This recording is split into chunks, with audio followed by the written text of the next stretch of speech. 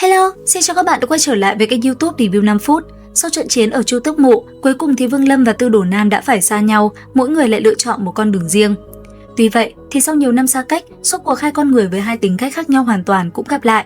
Thế nhưng, ai nói rằng huynh đệ lâu ngày gặp lại là phải ôm chầm lấy nhau? Người bình thường khi gặp lại bạn cũ thường sẽ hỏi han xem dạo này sống có tốt không.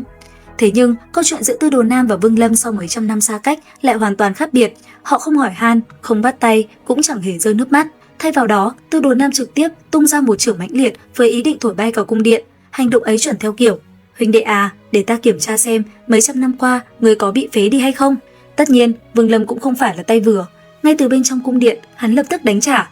Cổ thần chi lực bộc phát cùng với sinh tử ý cảnh tràn ra, sát ý ép thẳng tới mặt đối phương. Ngay khi hai bên vừa chạm trán, cả cung điện liền nổ tung. Người ngoài nhìn vào chắc chắn sẽ tưởng rằng mọi chuyện đã kết thúc và hai người này gặp lại nhau là để thanh toán ân oán lúc trước. Thế nhưng trên thực tế, đây mới đúng là cách mà các huynh đệ trong thế giới tinh nghịch chào hỏi nhau. Họ không cần đến câu ta nhớ ngươi, cũng chẳng cần lời người đã khổ rồi, chỉ cần qua một đòn giao dấu là đủ để biết rằng người anh em của mình vẫn còn sống rất tốt. Năm xưa, sau khi rời khỏi Chu Tước Tinh, Vương Lâm đi trên con đường tu tiên của riêng mình. Trong khi đó, Tư Đồ Nam vẫn giữ nguyên bản chất phóng túng của bản thân, hắn đi tới đâu là gây chuyện tới đó. Vừa đặt chân lên Phượng Loan Tinh chưa được bao lâu, hắn đã gây ra họa lớn, để rồi bị truy sát, bị hạ độc và suýt chút nữa thì mất luôn cả mạng sống lãng tử của mình. Một người từng ngông cuồng không sợ trời, không sợ đất, cuối cùng cũng phải chọn cách trốn vào núi sâu, vừa âm thầm áp chế kịch độc, vừa cắn răng khổ luyện. Nhưng điểm buồn cười và đáng quý là, ngay cả khi bản thân sắp bỏ mạng, Tư Đồ Nam vẫn không quên nghĩ tới Vương Lâm. Kiểu như người khác trúng độc thì sẽ tìm mọi cách để làm sao cho mình sống sót, còn Tư Đồ Nam khi trúng độc thì lại chỉ thắc mắc không biết người huynh đệ của mình giờ này đang ở nơi nào. Sau khi không còn chỗ đứng ở Phượng Loan Tinh, hắn lập tức chạy tới Thiên Vận Tinh để tìm Vương Lâm. Thậm chí hắn còn định chuẩn bị một món quà gặp mặt đặc biệt là một nữ tu có dung mạo rất giống với Lý Mộ Uyển. Nghe qua là đã thấy đúng phong cách của Tư Đồ Nam.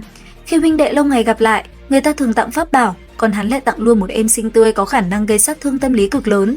Tuy nhiên, đằng sau cái vẻ ngoài cà lơ phất phơ đó lại là một con người cực kỳ trọng tình trọng nghĩa.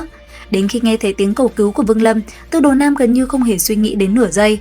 Hắn một chưởng phá thẳng cung điện, lập tức lao vào cứu người mà không cần biết bên trong ẩn chứa nguy hiểm gì, cũng chẳng mang đến việc bản thân đang bị trúng độc. Chỉ cần biết người ở bên trong là Vương Lâm, hắn sẵn sàng xông pha.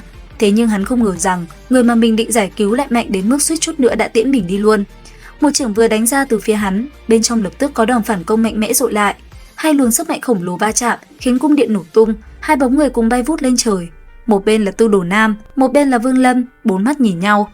Ban đầu là sự kinh ngạc, sau đó là cảm giác không thể tin nổi, và cuối cùng tất cả vỡ òa thành niềm vui sướng. Cảm giác ấy giống như là: ủa, là ngươi sao? Ủa, ngươi vẫn còn sống à? Vậy thì đánh tiếp một cái nữa cho chắc chắn nhá. Đây mới chính là tình huynh đệ đích thực trong tinh nghịch. Bề ngoài thì vừa gặp nhau là đã ra tay đánh đấm, nhưng sâu trong thâm tâm họ lại thấu hiểu nhau hơn bất kỳ ai.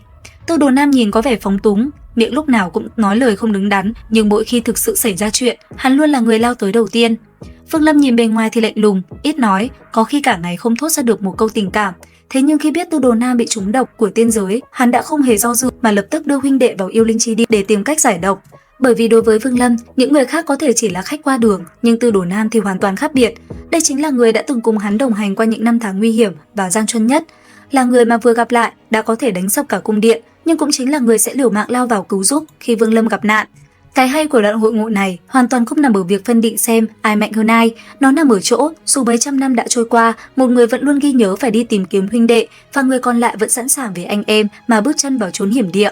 Trong thế giới tu tiên đầy tàn khốc của tiên nghịch, nơi mà sự phản bội còn nhiều hơn cơ duyên, nơi lòng người còn lạnh lẽo hơn cả sát khí, thì huynh đệ giữa Vương Lâm và Tư Đồ Nam lại trở thành thứ tài sản chân quý và hiếm hoi nhất. Gặp lại nhau, họ không cần những cái ôm, không cần những giọt nước mắt, cũng chẳng cần nói với nhau mấy câu xến xúa, chỉ cần một cú đấm đối oanh trực diện, một ánh mắt thấu hiểu nhìn nhau là đã quá đủ để biết rằng người anh em này của mình vẫn còn sống.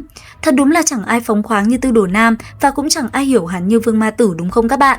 Vậy thì các bạn còn tò mò về ai trong tinh nghịch nữa không? Theo dõi kênh YouTube Review 5 phút để biết thêm chi tiết nhé. Xin chào và hẹn gặp lại!